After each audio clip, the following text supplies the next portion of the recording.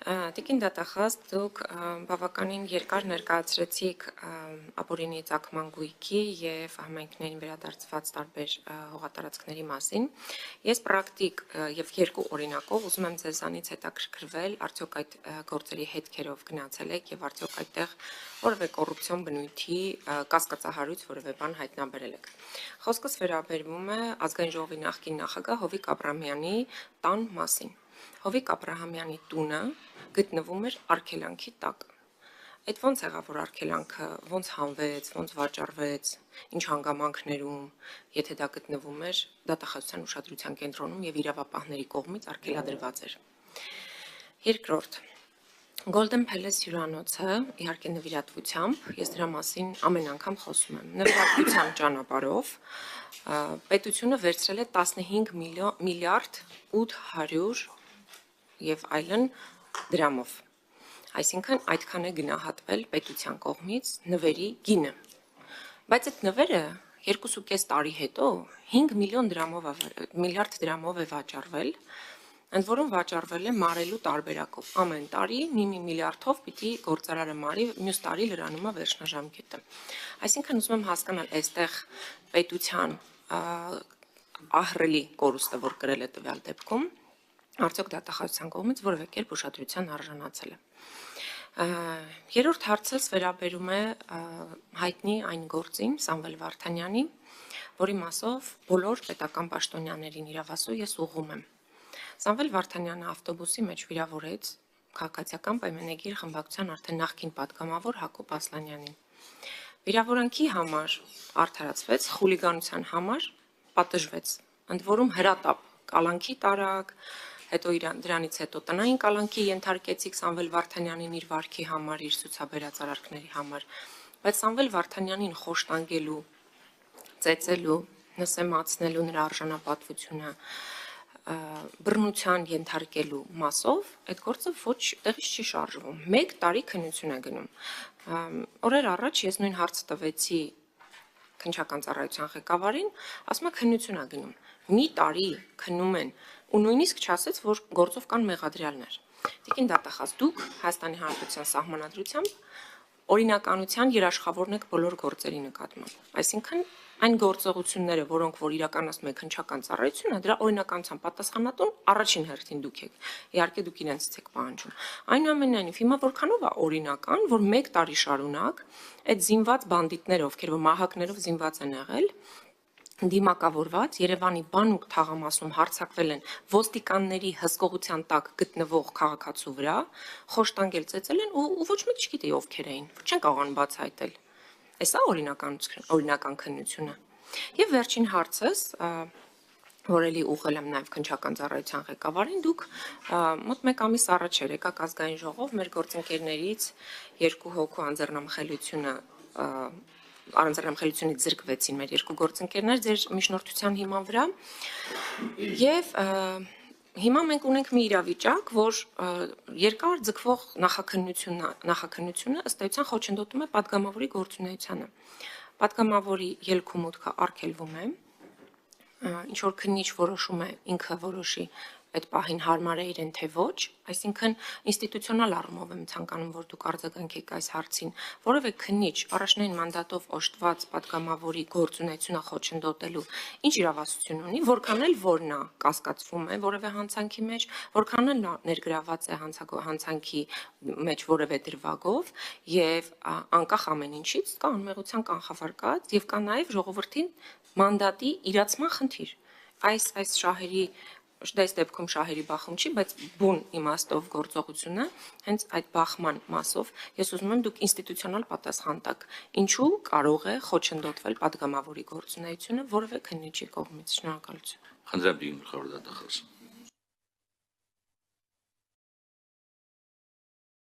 Շնորհակալություն տիկին Թովմասյան հարցերի համար։ Հովիկ Աբրահամյանի տան մասով ընթացիկ վարույթ կամ եւ այդ վարույթի վերաբերել այո 3 տարի։ Այո։ Եվ եթե ձեզ թավարույթի վերաբերյալ որևէ տեղեկատվություն հետաքրքրում է, կարող եք գրավոր դիմելու ստանալ, բայց հաշվի առեք, որ տեղեկատվությունները շատ փակ են եւ ես ավելի քիչ եմ հանդիպում լրատվամիջոցներում նախաքննական գաղտնիքի տվյալների առկայություն, ինչը ինձ ուրախացնում է, դա նշանակում է, որ նախաքննական մարմինները շատ ավելի ուշադիր են իրենց կողմից առկա տեղեկատվությունը, իրենց կողմից մշակված տեղեկատվությունը օրենքով սահմանված կարգով պահպանելու եւ հետագայում արդեն դատարան ուղարկելու փուլում հրապարակելու մասով, ուստի ընթացիկ վարույթ կա, այդ վարույթի մանրամասները բնականաբար չեմ կարող ներկայացնել եւ չեմ ներկայացնի, որտեղ նախաքննության փուլում է գտնվում։ Նվիրատվության մասով կցանկանամ մի ընդհանուր դիտարկում անել։ Դուք նվիրատվություն եզրույթն եք օգտագործում, բայց այստեղ մի կարևոր հանգամանք կա։ Խոսքը պատճառված վնասի կամ հնարավոր վնասի վերականգնման մասին է։ Մենք նմանատիպ իրավիճակներ ելի ունենք։ Օրինակ բոլորովին վերջերս քրեական մեծ վարույթի շրջանակներում մի քանի միլիարդ արժողությամբ գույք կրկին վերադարձվեց պետությանը եւ կողմը գրել էր, որ քանի որ անցել են վաղեմության ժամկետները համաձայն է իր նկատմամբ վաղեմություն կիրառելու եւ ցանկանում է նաեւ պետությանը պատճառված վնասը վերականգնել։ Դրա դեպքում վնասը վերականգնվել էր գույքային արտահայտմամբ։ Ուստի ձեր կողմից նշված իրավիճակը եւս մեխանիկական նվիրատվություն չի, եւ այստեղ դուք կորուստ բառը օգտագործեցիք։ Ճիշտ ասած, այս ընթացքում ես ոչ մի անգամ այդ վճարումների հետ կապված, տարաժամկետ վճարումների հետ կապված կոռուպցիոն դրսևորման չեմ հանդիպել։ Եթե նմանատիպ տեղեկատվություն ունեք, խնդրում եմ մեզ փոխանցեք, որովհետեւ կարծես թե պետգույքի կառավարման կոմիտեն էլ չի ահազանգել, որ վճարումների հետ կապված ինչ որ ուշացումներ կամ չկատարումներ կան։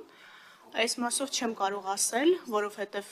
չեմ տիրապետում տեղեկատվությանը հասկանալի պատճառներով, մենք պետգույքի կառավարման կոմիտեի գործառույթները չունենք, բայց մենք կոռուպցիոն ամեն դեպքում ահազանգեր այս իրացման հետ կապված չենք ստացել։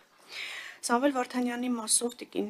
Թովմասյան, այստեղ ինստիտուցիոնալ մի խնդիր կա, որը կցանկանայի նաև այդ հարցը բարձրացնել։ Մենք դեռևս չենք ստացել փորձաքննությունների եզրակացությունները։ Եվ այս ձգձգվող փորձաքննությունները շատ հաճախ այդ ինձ ուղղված սուր հարցադրումների պատճառներն են։ Եվ ձեր կողմից նշված վարույթն էլ դեռևս երկու առանցքային փորձաքննություն կա, որի եզրակացությունը ստանալուց հետո նոր հնարավոր կլինի ամբողջական պատկերացում կազմել եւ հարցադրումներին պատասխանել։ Ուստի այս առումով երբ որ կստանանք եզրակացությունները, կկարողանանք արդեն մենք էլ եզրահանգումներ անել եւ դրա վերաբերյալ նաեւ հանրային տեղեկատվություն փոխանցել, հաշվի առնելով հարցի կարևորությունը եւ հանրային հետաքրքրությունը հարցի նկատմամբ, նաեւ առիթն օգտագործելով կխնդրեի փորձաքննությունների ժամկետների մասով падգամավորական նախաձեռնությունների շրջանակում գուցե ինչ որ մտագրոհներ անել եւ եթե դրա անհրաժեշտությունը կա մենք էլ կմասնակցենք, որտեղ այս ժամկետները մեզ շատ են անհանգստացնում եւ շատ դեպքերում հենց մեզ քննադատելու, հենց ինձ քննադատելու պատճառ են դառնում, երբ որ մենք այս փորձաքննությունների նկատմամբ չունենք ժամկետային եւ որևէ այլ վերահսկողության գործառույթներ։ Իհարկե ունենք տարբեր հանձնարարականներ եւ երամսյա ժամկետը մեկ անհանգստացնում ենք փորձագիտական մարմիններին հիշեցնում ենք, բայց դրանից կարծես խնդիրը ամբողջական չի լուծվում։ Ենթադրում եմ վերջին հարցն էլ կապված էր խափանման միջոցների հետ։ Այստեղ բախում չկա շահերի, որովհետև մի կողմից քրեադատավարական ընթացակարգով ընտրված հարկադրանքի միջոց է մեղադրյալի նկատմամբ, անձը չի կասկածվում, անձը մեղադրվում է, եւ այստեղ գործունեության խոչընդոտի տեսանկյունից, եթե որևէ, իսկ մենք նման իրավիճակներ շատ ունենք, եթե որևէ պատվիրակության կազմում անձը իր պարտականությունները կատարելու համար նույնիսկ երկրից դուրս պիտի մեկնի, մենք ստանում ենք ազգային ժողովի պաշտոնատար անձի կողմից, ազգային ժողովի նախագահի կողմից գրություն եւ դրա հիման վրա թույլ ենք տալիս, որ անձը իր երկրի սահմանով տեղաշարժվելու իրավունքն իրացնի, որտեղ հասկանալի է, որ երկրի ներսում մենք չենք խոչընդոտում իր տեղաշարժը, խոսքը երկրից դուրս գալու մասին է, եւ այստեղ որևէ բախում չկա։ Ասածս շատ հեշտ է ստուգել, բավարար է նայել օրինակ падգամավորներից Արմեն Գևորգյանի գործողումների ժամանակացույցը եւ իր նկատմամբ ընտրված խափանման միջոցը յուրաքանչյուր դեպքում դատախազություններ չի խոչընդոտում։ Պես որ այստեղ կարծում եմ մենք գործունեության խոչընդոտի մասով մի փոքր թյուրըմբռնում ունենք, մենք չենք խոչընդոտում, մենք պատշաճ վարքագիծն ենք ապահովում մինչ դատական վարույթում եւ գործը չի ձգձգվում, Տիկին Թովմասյան առաջիկայում կուղարկվի դատարան 20 օր առաջ եմ եղել ազգային ժողովում։ Կարծես ոչինչ չմոռացա, չէ՞։ Շնորհակալ եմ։ Միջև Տիկին Թովմասյանին արձագանքի իրավունք տալը ընթացիկ հարցը կապված ձեր կողմից մատնանշած աստիկ նշանակվել են փորձաքննություններ, պարզապես եթե հնարավոր արձագանքի ժամանակ նաեւ նշեք ինչ բնույթի փորձաքննություններ են նշանակվել, խնդրեմ Տիկին Թովմասյան։ Շնորհակալություն։ Տեկին դատախազ, ես էլ փորձեմ հերթով արձագանքել ձեր պատասխաններին։ Ասում եք, որ նախաքննական գաղտնիք է Հովիկ Աբրամյանի տան հետ կապված գործընթացը։ Նայեք, 3 տարի շարունակ եւ ավել, գուցե, չեմ ուզում հստակ ասել, որտեվ լավ չեմ հիշում, մոտավորապես եմ ասում, քրեական գործը քննվում է։ Եվ ես ընդհանրապես հարցնում էի մեկ դրվագի մասին, ես նախաքննական գաղտնիք չէի ուզում։ Ոնց է հանվել արգելանքից այդ տունը, եթե գտնվում էր արգելանքի տակ։ Ինչ հանգամանքներում, որովհետև սա շատ կարևոր է հենց գործի մասին հանրային պատկերացումների մասով, այսինքն նաև իրավապահների գործողությունների ազնվության մասով։ Եվ ոնց է լինում, որ ես ինչքան չեմ ուզում ուղղակի իմ ունեցած տեղեկությունը ձեզ փոխանցել, վստահաբար դուք ավելին գիտեք, բայց ոնց կարող եմ գիշերում արգելանք հանվի։ Եվ երկրորդ,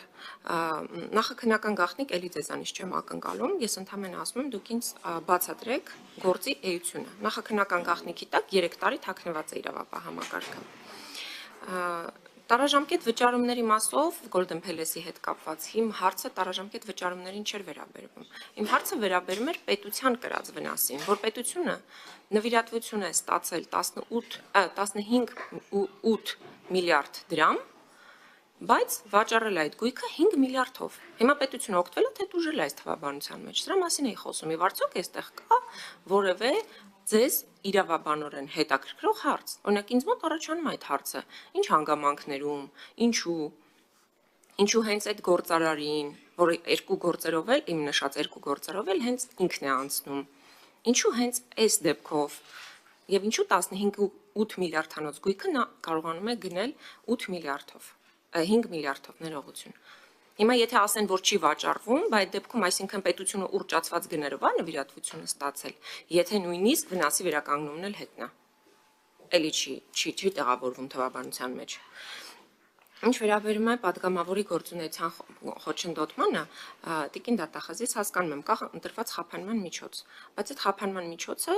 վերին աստիճանի ճշմարտությունը չէ, դրա հենց դրա մասին է խոսքը։ Ես Տարոն Մարգարյանի մասն եմ հարցնում, դուք ասում եք Արմեն Գևորգյանը երկար գնացել է տարբեր տեղեր, բայց Տարոն Մարգարյանը քանի անգամ է գնացել։ Չեն բացում սեկտը այդ մարդու։ Սրա մասին էր խոսքը, որպես գործընկեր ինձ հետաքրքրում է իր հարցը։ Այսինքն տարբերակված մոտեցում կա իր մասով, որ մի հատ էլ երկրորդ անգամ եկակ դատախազ որպես արդեն միջնորդություն ներկայացրեցի։ Ինչ նախնդիր է իր մասով։ Ես ուզում եմ դա հասկանալ եւ ուզում եմ, որ մենք մեկընդմիշտ վերջ տանք падգամավորի գործունեության խոչընդոտման ցանկացած դրվագի, այդ թվում եւ քննիչի կողմից։ Եվ ելի եմ կրկնում, ես օրինակ քննիչի գործողություններ կամ որևէ քննիչի գործողություն վերին աստիճանի ճշմարտություն չեմ համարում դատարաններում այդքան արդարացումների փաստարկները վկայակոչելով։ Եվ Սամվել Վարդանյանի մասով։ Ես չգիտեմ դուք ինչ քննություն եք, ինչ փորձաքննության մասին է խոսքը, ես ունեմ լուսանկարներ, կարող եմ ձեզ ցույց տալ, որ իրեն ծնկաչոք, տիկին դատախազ, ծնկաչոք խոտերի վրա են նստացրել։ Հա։ Այսինքն ակնհայտորեն ծնկաչոք վիճակում նսեմացրել են իրեն, տաբատը իջեցրել են, թքել են վրան, ծեծել են, խոշտանգել են, այսինքն դրա ինչը պիտի էլ փորձաքննվի, դրա մասով ինչ անհասկանալի բան կա, որ մինչև հիմա մի տարի շարունակ Երևանում գործող բանդիտները չեն բացահայտվում։ Դա հանցախումբ է եղել ակնհայտորեն։ Եվ այդ հանցախումբը գործել է ազատ, բանուկ մասում։ Շնորհակալություն։ Խնդրեմ գլխավոր դատախազ, տեղեկացնում նաև Տիկին Թովմասյան ամենայն հարգանքով ցանկացած իրեղեն ապացույց կրկին առանձին ուսումնասիրության կարիք ունելի, անկախ նրանից ինչպիսի էմոցիոնալ տպավորություն ենք առաջացնում։ Խնդրեմ։ Շնորհակալություն, Տիկին Թովմասյան, ձեր նշած հենց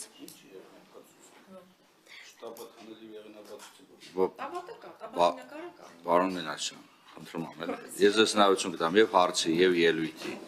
Չէ, ելույթ չեմ ուզում։ Ելույթ աժեմ, ամբիան համեցեք տիկին դատախազները։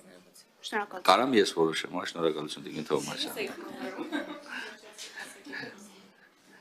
Հարգելի գործընկերներ, եւս մեկ անգամ ստիպված եմ արձանագրել, այո, նկարի վրա կարող է լինի պատկեր, բայց այդ պատկերը ընդհանրապես դիտարկվում է որպես իրական ապացույց, որ պետք է ուսումնասիրել այլ ապացույցների հետ միասին։ Ես ձեզ հավասար հետաքրքրված եմ ցանկացած քրեական գործի ավարտով։ Դրա համար բայց իրավունքի գերակայությունը պետք է ապահովենք եւ դատախազությունը պետք է գործի, ինչպես դուք նշեցիք, օրինականության սկզբունքի ապահովման հիման վրա, որպեսզի որևիցե մեկը չհայտնվի պատահաբար կամ ոչ իրավաչափ, այնտեղ որտեղ չպետք է հայտնվի։ Խնդրեմ Տիկին գլխավոր դատախազ պատասխանեք։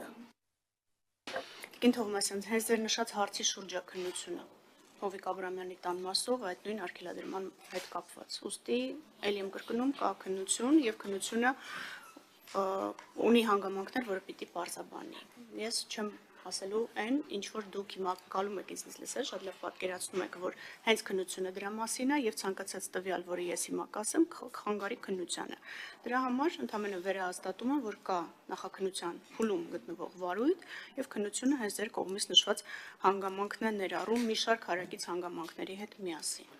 Գույքի տնօրինման հետ կապված Տիկին Թովմասյան, մենք լիազորություն չունենք որոշելու, թե գույքը ոնց պետքա տնօրինի։ Մեզ կոռուպցիոն դրսևորումների հետ կապված հաղորդումներն են, որ հիմք են տալիս կոնկրետ ուսումնասիրություն իրականացնելու։ Կրկին, եթե դուք որևէ պարզաբանման անհրաժեշտություն եք տեսնում, կխնդրեմ Պետգույքի կառավարման կոմիտեից ճշտեք, թե գնահատումը ինչ տրամաբանությամբ է իրականացվել, եւ եթե մտահոգություններ ունեք, խնդրում եմ ուղղակի ուղարկեք մեզ։ Մենք ստուգողական գործողությունների արդյունքում կհասկանանք կոռուպցիոն գործառույթներ կան թե դրսևորումներ կան թե չէ, եւ մեր գործառույթների շրջանակում ձեզ կտեղեկացնենք